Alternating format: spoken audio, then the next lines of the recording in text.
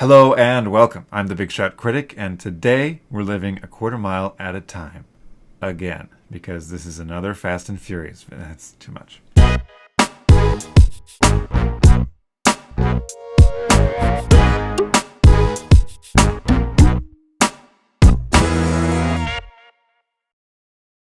Aside from movies, I like cars quite a bit.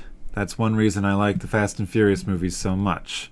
There are lots of other reasons, but right now you are watching Big Shot Critic's top 10 cars from Fast and Furious movies. The criteria for this list is how special a car is and how much I would want it in my driveway. Also, every car on this list is owned by a major character from one of the movies, so I'm not picking random background cars here. Okay, let's get started. Number 10 is Dom's Charger.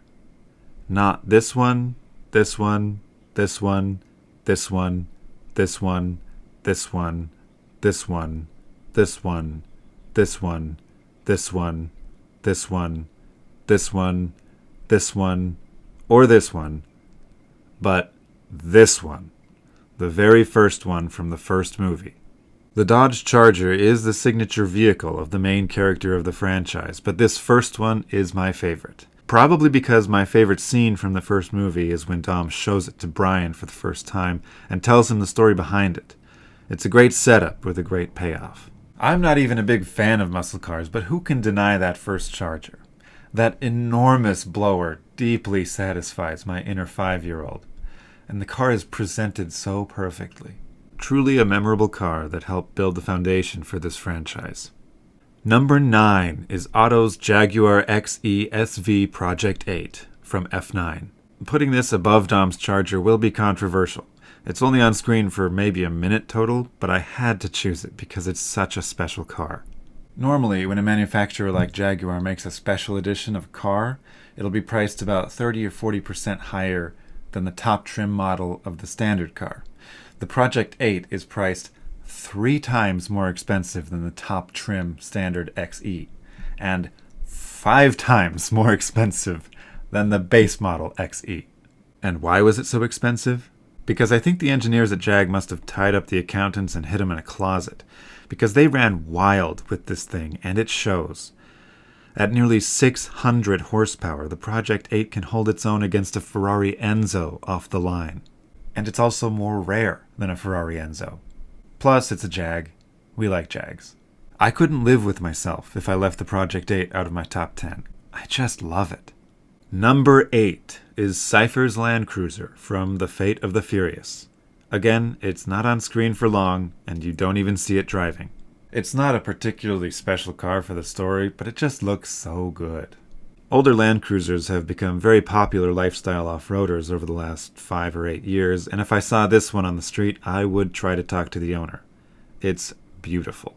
Hopefully my conversation with the owner would go better than Dom's did in the movie.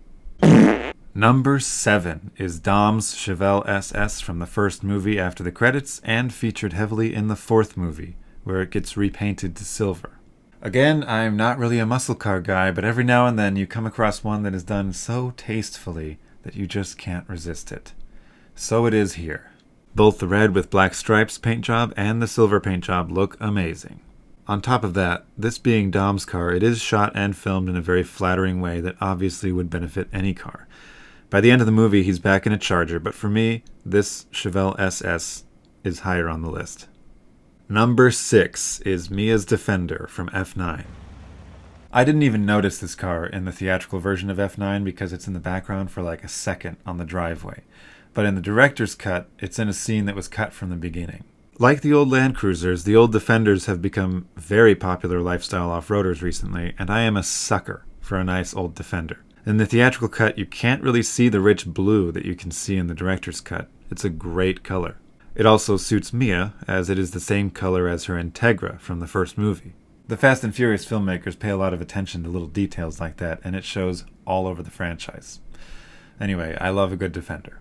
Number 5 is Sean's Red Evo from the Fast and the Furious Tokyo Drift. Like Dom's Charger and Dom's Chevelle SS, Sean's Red Evo does get significant screen time. It's the main character's car, and he learns to drift in it. This does take me back a bit to high school when this movie came out, and the Mitsubishi Lancer Evolution was a very cool car that you would occasionally see in real life on the streets. And Sean's Red Evo from Tokyo Drift was done up just the way every teenager would dream of when we dreamt of having our own car like this. The red looks so good with the blacks and grays, and it's a car you just want to drive the moment you see it on screen. Besides that, I love a good training montage, and this is the car in Tokyo Drift's training montage. It's just memorable. Number 4 is Brian's Ford Escort RS from Fast and Furious 6. The Mitsubishi Lancer Evo is a rally legend from the 2000s, but the Ford Escort RS is a rally legend from the 1970s, back when rally cars were still rear-wheel drive. I've always been enamored with rally cars from that era. They were always small, compact, angry little cars that looked like such fun to drive. Lots of power, no electronics, zippy handling. Once again, the filmmakers gave this one an incredible paint job.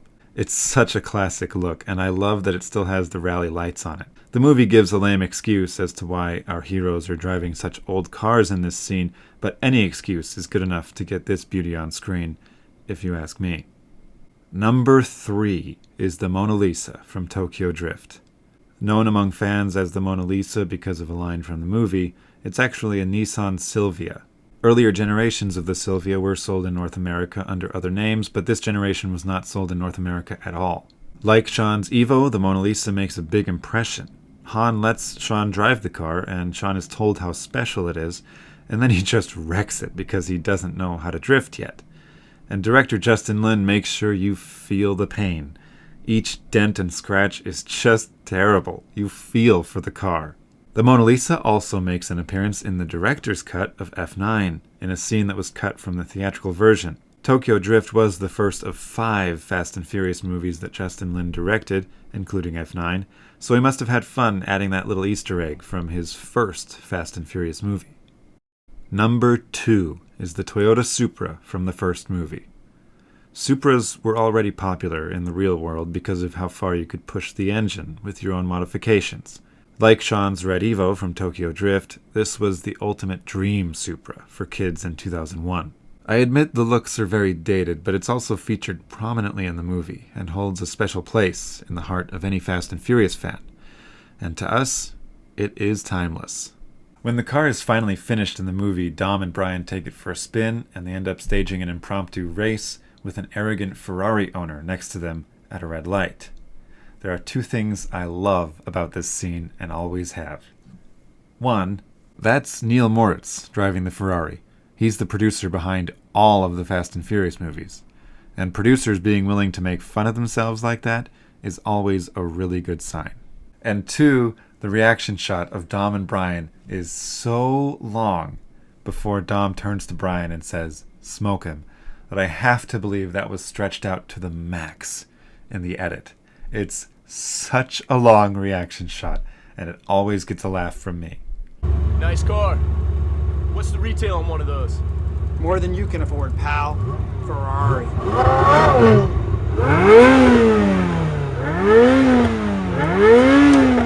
Smoke 'em. I'm convinced this was done in the edit, and it shows impeccable editing instincts from Peter Hannes.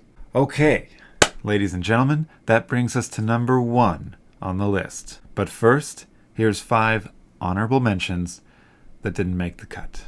Han's Datsun 240Z from F9, Dom's 1961 Impala from The Fate of the Furious, Brian's 1971 Skyline from Fast 5. I know you're thinking one of Brian's Skylines or GTRs is going to be number 1 on this list, but it is not so. This is the only Skyline or GTR that even made the honorable mention list. I know that's going to be controversial. I'm sorry because I like those cars too, but we're moving on now. Brian's white Supra from Furious 7 that served in their magnificent tribute to Paul Walker. And the last honorable mention goes to Giselle's Porsche Cayman from Fast and Furious, which has the incredibly tasteful modifications from a company called Tech Art. Okay, now it's the one you've been waiting for. Number 1 is Han's Veilside RX-7 from Tokyo Drift. This is such a beautiful and special car that when I had the idea for this video, there was never any question which car would be number 1. It was always Han's Veilside. The RX-7 was made by Mazda, and Veilside offers this body kit. As body kits go, this one is very extensive, making the RX-7 look very different from the original body. There are so many things that make this car number one for me. The looks, the chase scenes it's in, the character who owns it, the part it plays in the story, and the way it's shot. Tokyo Drift features significantly superior chase scenes from the 2 prior films. But probably the main reason this car is my favorite is the fact that Tokyo Drift itself was, for a long time, my favorite Fast and Furious movie. I know it's an unpopular view, but currently, Fate of the Furious is my favorite, and Tokyo Drift is still my second favorite. This RX-7 also firmly establishes Han's signature colors, which can be seen in the Mona Lisa, the Datsun I mentioned earlier, as well as his new Supra from F9. I know 3 of my top 5 are from Tokyo Drift, and that does show favoritism, but I don't care. It's not my fault they chose the best cars. Thank you so much for watching, everyone. Let me know in the comments below what you think of my list. Do you agree? Do you disagree? Which one's your favorite? Let me know. Be sure to like and subscribe for more content like this, and bye-bye.